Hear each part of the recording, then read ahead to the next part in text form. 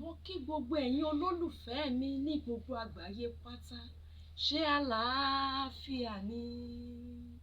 A kú oṣù tuntun. Yóò sàn wá sówó, yóò sàn wá sọ́mọ, yóò sàn wá sọ́lá àti àníkún baálẹ̀ ọrọ̀ lọ́lá bàbá. Ẹ sì kú àtìlẹ́yìn Funmi Edet Eleti Ofe. Mo dúpẹ́, mo mọ̀ ọ́ lóore. Gbogbo ẹ̀yin olólùfẹ́ mi pátápátá mo ní ẹ ṣé, mo dúpẹ́. Èmi lẹ ó máa rí, ẹ̀yin lèmi ó máa bá lọ́lá bàbá. Àmọ́ mo fẹ́ sáré ṣí yín nìyẹn o. Gẹ́gẹ́ bí gbogbo wa ṣe mọ̀ wípé ọdún tó kọjá rèé o tí album Ẹ̀mí Mímọ́ ti jáde. Àmọ́ kò tí ì tàn káàkiri àgbáyé. Fídíò ń bẹ, ọ́díò ń bẹ, orin 8 ọ̀tọ̀ọ̀tọ̀ tó ní ìmísí ló ń bẹ níbẹ̀ ẹ̀yin olólùfẹ́ mi. Gbogbo wa la mọ̀ wípé owó ní kẹ̀kẹ́ ìyìn rere ẹnu ò lè ṣe é. Ó tó lè tàn káàkiri àgbáyé. Mo fẹ́ ìrànlọ́wọ́ yín ẹ̀yin olólùfẹ́ mi. Kò sóye tẹ́ ẹ fi ràn mí lọ́wọ́ tó kéré.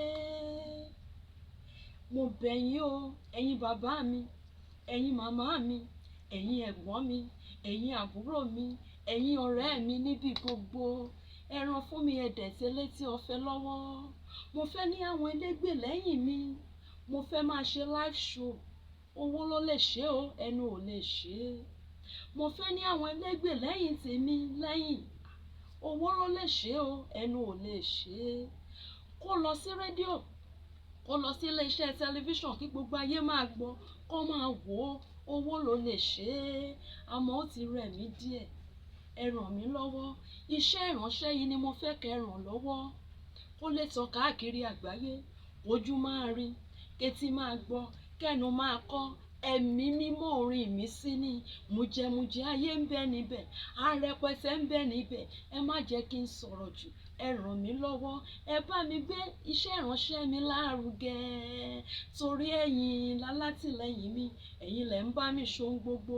Mo bẹ̀ yín. Nọ́mbà ilé ìfowópamọ́ mi rèé o.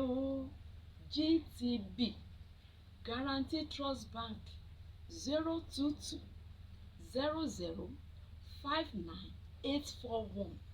Guarantee Trust Bank 022 00 59841. Omidele Olúwafúnmiṣẹ́ Rachel. Omidele Olúwafúnmiṣẹ́ Rachel ni mò ń jẹ́. Ẹ ràn mí lọ́wọ́. Ẹ̀rọ àgbéká mi rèé o láti lè jẹ́ kẹ́ mọ̀ pé mi ni 080 62 41 5206. Lẹ́ẹ̀kan sí 080 62 41 5206. Funmi Edet Eleti Ofe. Ó fẹ́ ìrànlọ́wọ́ yín o fún iṣẹ́ ìránṣẹ́ mi ni.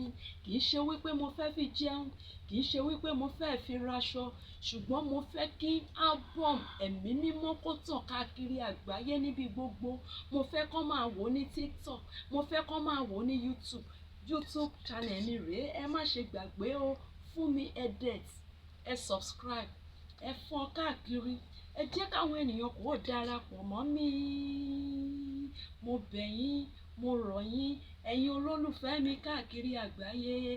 Album Ẹ̀mí Mímọ́ ó nílò láti gbọ́, láti fojú rí. Gẹ́gẹ́ bí mo ṣe sọ pé fídíò ń bẹ, ọ́díò ń bẹ. Ẹ ṣé, mo dúpẹ́. Ẹ̀yin olólùfẹ́ mi, òkè òkè lẹ ó máa lọ. Ẹ ò ní jábọ́, iná ò ní sanwó yín lọ́lá bàbá. Mo ṣàmì àdúrà, mo sì gbé tó àdúrà mi. Ẹ ṣé, mo dúpẹ́.